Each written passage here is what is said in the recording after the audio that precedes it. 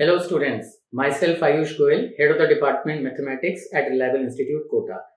मैं JEE 2023 advance का analysis आपके सामने लेकर आया हूं और इस साल के पेपर का पैटर्न पिछले साल की तुलना में कुछ भिन्न था क्योंकि इस साल 17 क्वेश्चंस पर सब्जेक्ट पर पेपर पूछे गए थे। अभी तक 18 क्वेश्चंस काफी सालों से पूछे जा रहे थे हर विषय में, इस बार 17। तो पेपर इस बार लेंदी उतना नहीं था जितना हर साल हुआ करता था। प्लस एक और अच्छी बात इस बार के पेपर में थी कि इस बार जो सब्जेक्टिव क्वेश्चंस होते हैं जिसमें बच्चे को डेसिमल तक आंसर निकालने होते हैं 23.42 या 23.43 काइंड ऑफ, वो इस बार नहीं निकालने थे। इस बार पॉजिटिव इंटीजर्स आंसर थे, जैसे आंसर होगा केवल 23। तो ये कैलकुलेशंस को इजी करता है और थोड़ा सा कॉन्फिडेंस भी इंस्टिल करता है और टाइम बचाता है।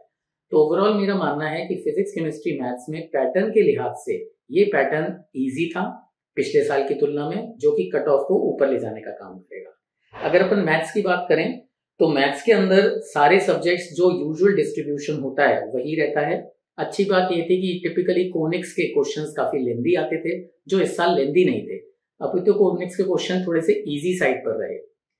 पेपर इस साल जो 2023 का पेपर है हमने उसे थोड़ा सा टफर साइड पे रेट किया है as compared to previous year. Easy को हम 1 पॉइंट देते हैं, मॉडरेट को अगर हम 2 पॉइंट दें और टफ को अगर हम 3 पॉइंट दें तो ये टफनेस मीटर पर लगभग निकल कर आया है 2.1, जो कि 2022 का पेपर टफनेस मीटर पर 1.75 निकल कर आया था। एज इट इज 2021 का अगर मैं वर्णन करूं तो 2021 में हमने ये पेपर 1.9 रेट किया था, तो 2021 में 1.9, फिर 22 में इजी रेट किया था 1.75 और इस साल 2.1। तो पिछले 3 सालों में हमारे हिसाब से ये पेपर थोड़ा सा टफ रहा। इस पेपर में एक और सेलिएंट फीचर था कि इसके अंदर ना बहुत एब्स्ट्रैक्ट वैल्यूज दे रखी थी, है ना। एब्स्ट्रैक्ट वैल्यू मतलब एक सेट दे रखा है टी, उसकी डेफिनेशन दे रखी है, फिर उसके अंदर एक एलिमेंट दे रखा है एल। तो स्टूडेंट को क्वेश्चन समझने में, काफी सारे क्वेश्चन ऐसे थे, क्वेश्चन समझने में काफी ज्यादा समय लगेगा। पेपर 1 पेपर 2 की बात करें तो पेपर 2 लगभग थोड़ा सा आसान था as compared to paper 1। Paper 1 में 7 क्वेश्चंस टफ थे, 6 क्वेश्चंस मॉडरेट रेट करे हमने और 4 क्वेश्चन काफी आसान रेट करे, जबकि पेपर 2 में 5 क्वेश्चन टफ रेट करे, 8 मॉडरेट और 4 आसान। ओवरऑल अगर मैं बात करूं तो मेरा ऐसा मानना है कि पिछले साल जो कट ऑफ्स आए थे, जिस मार्क्स पर जो रैंक आई थी, इस बार मार्क्स ऊपर पुश होंगे क्योंकि पैटर्न पुश करेगा। बच्चों के अनुसार फिजिक्स केमिस्ट्री रिलेटिवली इजी रहा, वो भी ऊपर पुश करेगा। मैथ्स थोड़ा सा टफ रहा, लेकिन वो इतना टफ नहीं रहा कि वो ओवरऑल मार्क्स को आपके नीचे लेकर आए।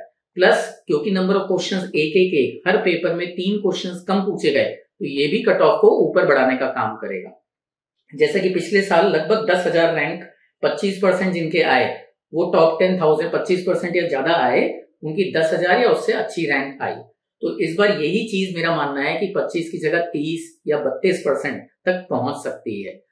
ये percentage cut off time over the जैसे लैडर में अपन रैंक में बढ़ेंगे अलग होंगी, लेकिन मैं केवल एक 10,000 का बेस, क्योंकि 10,000 अमूमन हम थंब रूल मान के चलते हैं, सीट्स हैं अपनी एलिट IITs के अंदर एक अच्छी ब्रांचेस में, तो पिछले साल ये 25% पे रहा, तो इस बार ये 30% से ऊपर रहना चाहिए।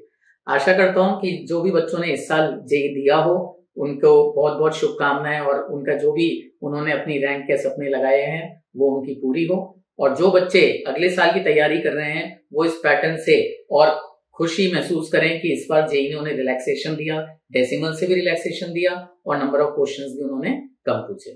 Thank you.